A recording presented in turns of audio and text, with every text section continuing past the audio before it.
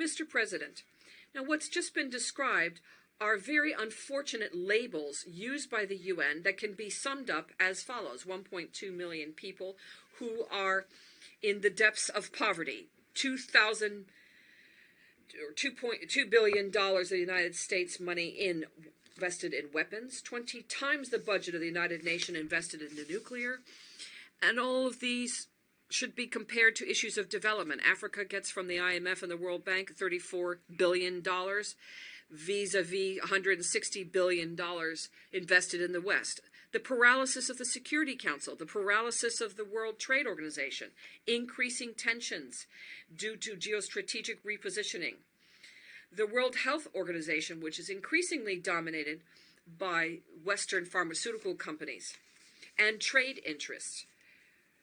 We see this, for example, with the priority attached in terms of trade to vaccines against COVID-19. The United Nations is more and more in the shadows of its own attempts of being taken hostage by a conglomerate of international powers. Now, by consequence of all this, the African people, generally speaking, and in the Sahel specifically, will fight tooth and nail so that ECOWAS and the African Union and even the United Nations become service institutions truly in the service of the peoples of the world, for the profound emancipation of these peoples and true social progress. Because the lack of these organizations, their inefficiency, their lack of sincerity, their client-based decisions in variable geometry, their crimes, the promotion of bad governance, looting, social disorganization, and corruption all lead unfailingly to coups d'etats, which are then just consequences of all the aforementioned. So let's look at the root causes, which will disappear. If we continue with this, putting our heads in the sand like the ostrich, with this hypocritical form of diplomacy, with state-sponsored crimes and organized crime, state-sponsored lies, constitutional lies, and the making heads of state for Africa, even the United Nations will not be spared this coup d'etat. In this regard, and in order to take our destiny in our own hands, Mali, Niger, and Burkina Faso signed the Partnership of the States of the Sahel, which is abbreviated as the AES. The AES is an architecture that was set up to secure our countries by a treaty with revised authority for development, including the region of Lipto-Gourma. Taking into account the security situation and the lack of a partnership, what's at stake here is our own resources and working together in order to eradicate discontinuity in operational maneuvering. Mr. President, I say here with force and firmly, in an intelligible and highly spoken voice, the following. First, we African peoples are profoundly democratic. By way of proof, our attachment to human dignity goes beyond democracy. It transcends it. What we refuse is the lesser democracy, this trap of democracy, which has been extended. Electoral-based democracy, which turned out to be a way of controlling our states through playing musical chairs with the leaders, who are often imposters and corrupt, who steal and rape. Second, we Africans are today recognized in our dignity as people, in the sense of one person is equal to one person. The answer is no. Above and beyond circumstances that have been set forth to put us to sleep, but rather to serve us. SAD is the African and Black continent, which is scientifically recognized as the very cradle of humanity and civilization that has been placed under control and domination. Independent factions who have engaged in fratricidal wars and election-based democracy with biased aides, wars for terrorism which are maliciously fabricated and maintained, injected against us, especially in Mali, Burkina Faso, and Niger. Dominating us, that's what it's all about. Stepping on our necks, as was the case of the unfortunate George Floyd in the United States. Is that democracy?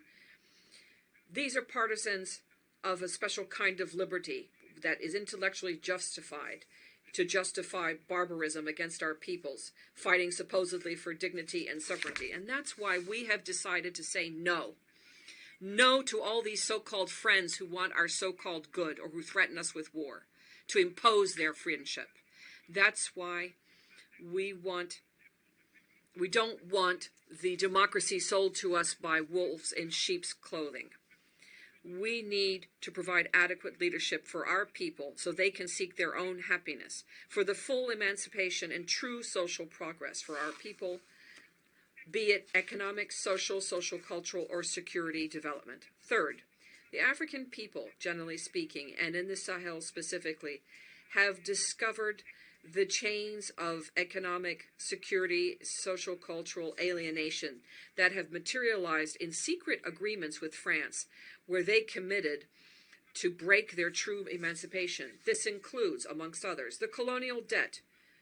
We will not turn a blind eye to this and pay it while allowing our people to die of hunger or thirst or disease. Second, the issue of the currency, the franc CFA. This is called the franc of the French African colonies. This is not African property. Legally speaking, property is the right to be able to dispose of something in the most absolute way, according to Article 544 of the French Civil Code.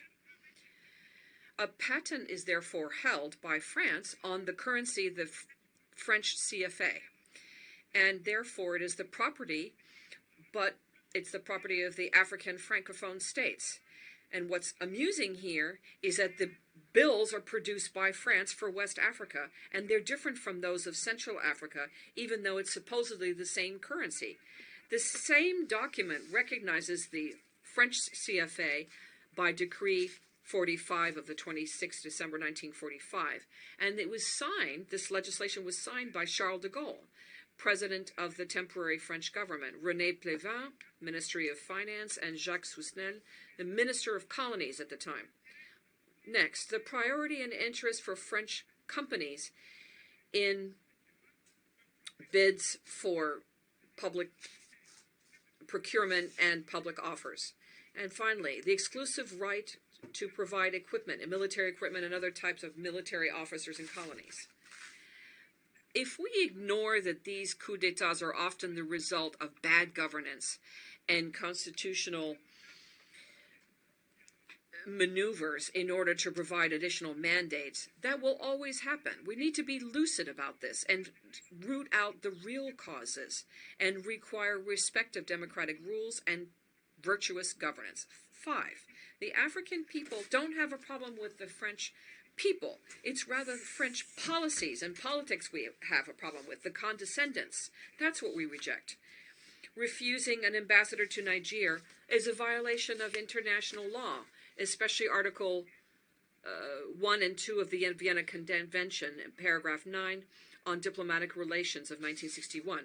By deciding to refuse artists from Burkina Faso, Mali, and Niger in France, that is a serious undermining of cultural wealth and refusal of recognition.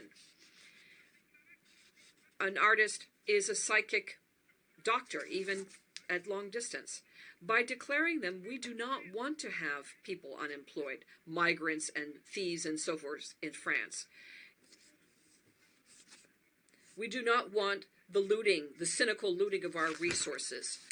What we want is a sincere recognition of our peoples throughout the world, which includes Burkina Faso, Mali, and Niger, that we should be accompanied in this difficult time on our path towards full emancipation with expression of dignity, honor, liberty, equality, prosperity, justice, and then, of course, peace. Given the situation currently in Burkina Faso, the Burkinabe government has implemented vigorous action to adopt a new development plan, the Action Plan for Stabilization and Development, with 4 main pillars of priorities. First, to fight terrorism and restore territorial integrity. Second, response to the humanitarian crisis. 3, restore the state and improve governance. And finally, national reconciliation and social cohesion. These efforts are geared to providing the Burkinabe population with better living conditions while commending our partners who have accompanied us. We heartily invite them, those who still have a doubt, or who might be tempted by the false content of reports on what is happening, we invite them to accompany us with the following conditions. Long live the United Nations. Long live this 78th session of the General Assembly. Long live the people who fight. Long live solidarity. Long live free Africa. Long live the states of the Sahel. Long live until victory. The Minister of State, Minister of Civil Service of Burkina Faso.